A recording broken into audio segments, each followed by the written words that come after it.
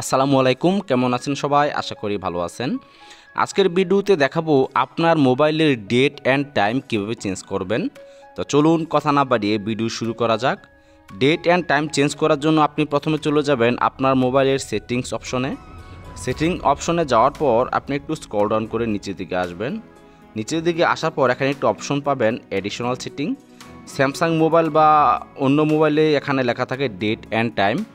আমার মোবাইলে লেখা আছে অ্যাডিশনাল সেটিং। আমি অ্যাডিশনাল সেটিংয়ের উপর ক্লিক করে দিলাম। অ্যাডিশনাল সেটিংয়ে ক্লিক করে দেওয়ার পর এরকম একটি ইন্টারফেস আপনার সামনে চলে আসবে। এখান থেকে রিজিওন একটি অপশন পাবেন লেখা, এই লেখার উপর ক্লিক করে দিবেন।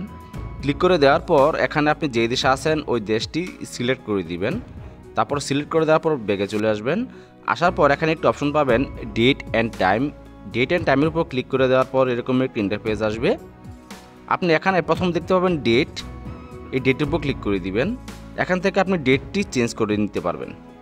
ডেট চেঞ্জ করার পর নিচে আরও একটা অপশন আছে টাইমের উপর ক্লিক করবেন। ক্লিক করার পর এখানে আপনি টাইম চেঞ্জ করতে পারবেন। আমার এখানে 8:55 বাজে। প্রথমে হলো ঘন্টা, তারপর মিনিট। এখানে এম আছে, পিএম আছে। তারপর আপনি স্ক্রল ডাউন করে একটু নিচের দিকে আসবেন। নিচের দিকে আসার পর এখানে একটু অপশন পাবেন টাইম ফরম্যাটে ক্লিক করবেন।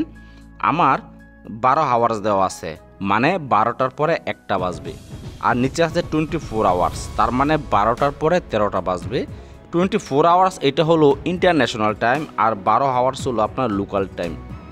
এভাবে কিন্তু আপনারা আপনাদের মোবাইলের ডেট অ্যান্ড টাইম চেঞ্জ করতে পারবেন। সো আজকের ভিডিওটি এ পর্যন্তই। ভিডিওটি দেখে যদি একটু উপকৃত হন তাহলে অবশ্যই চ্যানেলটি সাবস্ক্রাইব করে পাশে থাকবেন। ধন্যবাদ।